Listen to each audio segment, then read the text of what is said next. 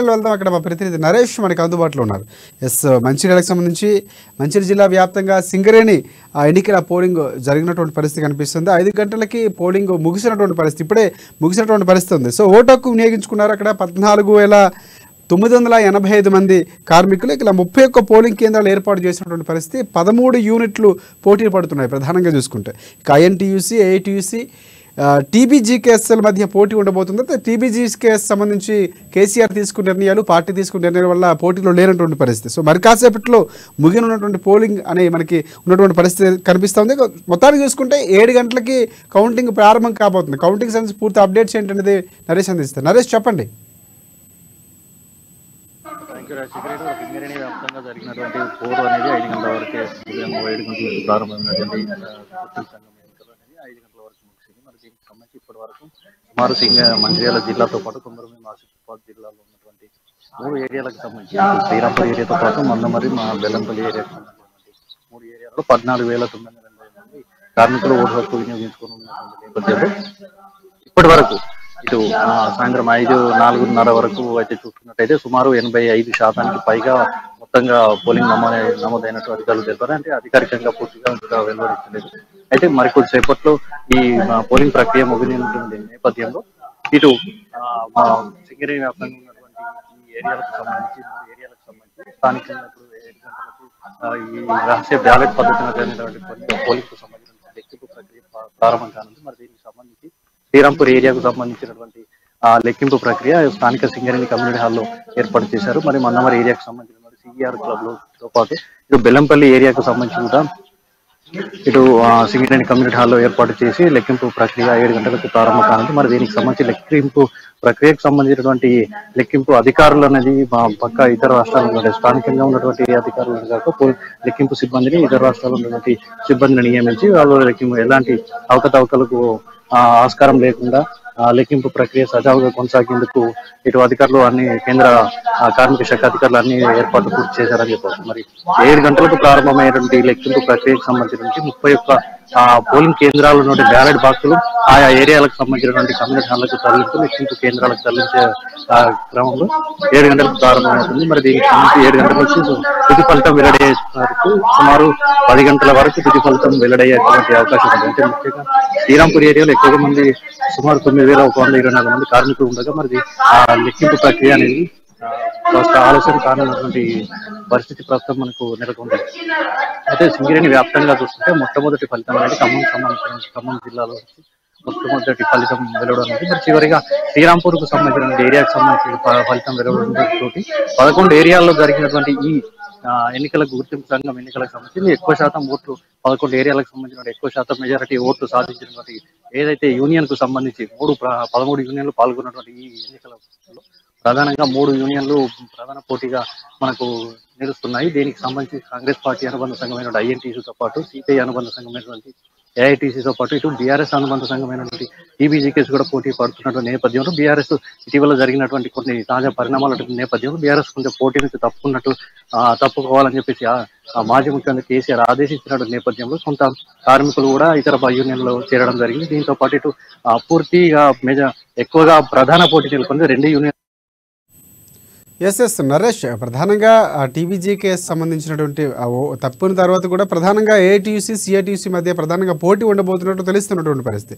So ప్రధానంగా ఇప్పుడు ఓట్ల లెక్కింపుకు సంబంధించి ఏర్పాట్లు ఎలా జరుగుతున్నాయి? ఎందుకంటే పోలింగ్ ముగిసినటువంటి పరిస్థితి కనిపిస్తుంది. 5 గంటలకి టైం ముగిసింది కాబట్టి సో దానికి సంబంధించిన ఏర్పాట్లు ఎక్కడ జరుగుతున్నాయి? ప్రధానంగా మంచిర్యాలకు సంబంధించి ఎక్కడెక్కడ పోలింగ్ నిర్వహించబోతున్నారు? 9,000 ఓటర్లు ప్రధానంగా శ్రీరాంపూర్కు సంబంధించి ఏర్పాట్లు ఎలా జరుగుతున్నాయి?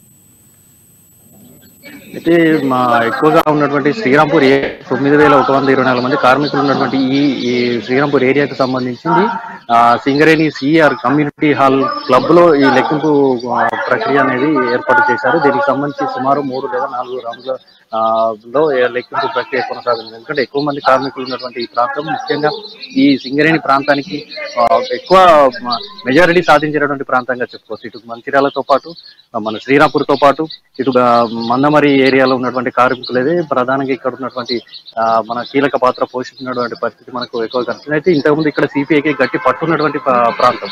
అయితే ఇటీవల జరిగినటువంటి అసెంబ్లీ ఎన్నికల్లో కూడా కార్మికుల ఆ ఓట్ బ్యాంకే మనకు కీలకమై కాంగ్రెస్ పార్టీకి సంబంధించిన మెజారిటీ వన్ సైడ్ గా వచ్చి కార్మికులుగా కాంగ్రెస్ పార్టీకి అత్యధిక మెజారిటీ సాధించినటువంటి పరిస్థితి. మరి ఈ క్రమంలో కూడా ఇప్పుడు ప్రస్తుతం కాంగ్రెస్ పార్టీకి సంబంధించినటువంటి ఐఎన్టీసీ యూనియన్ ఏదైతే ఉందో దీనికి సంబంధించి కూడా ఎక్కువగా మెజారిటీ ఓట్లు పడ్డాయనేటువంటి కొంతవరకు మనకి ఇక్కడ ప్రస్తుతం ఇక్కడ పోలింగ్ జరిగినటువంటి పోలింగ్ కేంద్రాల వద్ద కూడా కనిపిస్తా ఉంది. ఇటీవల టీబీజీ కేసు నుంచి భారీగా చేరికలు కూడా ఐఎన్టీసీలో జరిగినటువంటి క్రమంలో ఎక్కువగా ఐఎన్టీసీ గెలిచే అవకాశాలు కూడా కనిపిస్తున్న నేపథ్యంలో ఈ క్రమంలోనే ఇటు గుర్తింపు సంఘంగా ఈ ఐఎన్టీసీ గెలుస్తున్నటువంటి ఆశాభావం కూడా స్థానికంగా ఉన్నటువంటి గెలుపొందినటువంటి ఎమ్మెల్యేలు కూడా మనకు ప్రచారం చేసినటువంటి పరిస్థితుల్లో కూడా ఎక్కువ మంది కార్మికులు కూడా మద్దతు ఐఎన్టీసీకి ఇంతకుముందు టీబీజీకే ఏదైతే హక్కులు సాధించడంలో విఫలమైనటువంటి ఈ నేపథ్యంలో ఇటు తమ సొంతింటి కళకు నెరవేరుస్తామనే హామీ ఇచ్చింది గత గుర్తింపు సంఘం ఎన్నికలు, అది కూడా విఫలమైంది. దాంతో పాటుగా ఇటు ఇన్కమ్ ట్యాక్స్ రద్దుతో పాటు గ్రాట్యుటీ పెంపు అంటే ఏదైతే సీలింగ్ కార్మికులకు సంబంధించినటువంటి గ్రాట్యుటీ పెంపు అనేది కూడా దాంట్లో విఫలమైంది. అయితే సొంతింటి కళ నెరవేర్చడం కోసం వడ్డీ లేని 20 లక్షల రుణం అనేది ఇస్తామన్నటువంటి హామీలను ఏదైతే ఉందో తప్పకుండా ఇటు కాంగ్రెస్ పార్టీకి సంబంధించినటువంటి ఇంతకుముందు 6 గ్యారంటీల హామీలు ఏ విధంగా అమలవుతున్నటువంటి నేపథ్యంలో ఈ ఐఎన్టీసీ కూడా ఈసారి కాంగ్రెస్ పార్టీ అధికారంలో ఉన్న నేపథ్యంలో ఖచ్చితంగా తమ హక్కులు సాధించుకుంటాం, తమ కళ నెరవేరుతుందన్నటువంటి విశ్వాసం కూడా వ్యక్తం చేస్తున్న పరిస్థితి మనకు కార్మికుల్లో కనిపిస్తూ ఉంది. రాజు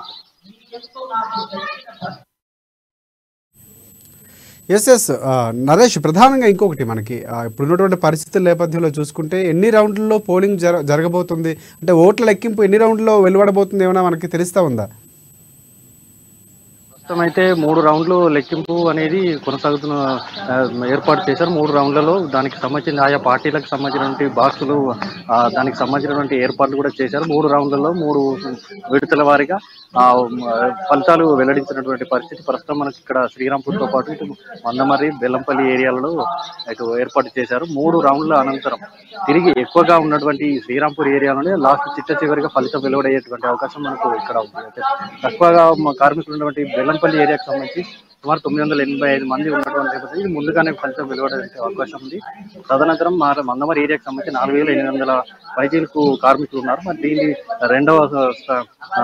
సెకండ్ ఫలితం వెలువడం ఉంది. చివరగా ఎక్కువ కార్మికులు ఉండి ఎక్కువ ఓటు బ్యాంక్ ఉన్నటువంటి ఎక్కువ ఓట్లు పోలైనటువంటి ప్రాంతంగా శ్రీరాంపూర్ ఏరియాలో ఇది చివరగా ఫలితం వెలువడించినటువంటి పరిస్థితులు ప్రస్తుతం ఉన్నాయి. గతంలో కూడా ఇలాంటి పరిస్థితులు జరిగాయి. అయితే కొంత ఆందోళన జరిగేటువంటి పరిస్థితులు ఉన్నటువంటి నేపథ్యంలో ఎలాంటి సంఘటనలు చోటు చేసుకోకుండా పోలీసులను కూడా భారీగా బందోబస్తు కూడా ఏర్పాటు చేశారు. ఇక్కడ స్థానికంగా పోలీసులు మంచిర్యాల డివిజన్ స్థాయి ఉన్న అధికారులు, దీంతో పాటు కలెక్టర్ కూడా పర్యవేక్షిస్తున్నటువంటి పరిస్థితి. ఎందుకంటే ఈ సింగరేణి పారిశ్రామిక ప్రాంతం కావడంతో పాటు ఇటు ఎక్కువగా స్థానికంగా ఉన్నటువంటి నియోజకవర్గాలను ప్రభావితం చేసే ప్రాంతం కావడంతో ఫలితాలు చివరగా శ్రీరాంపూర్ ఏరియాకి సంబంధించిన ఫలితం చివరగా వెల్లడయ్యేటువంటి అవకాశం ఉంది.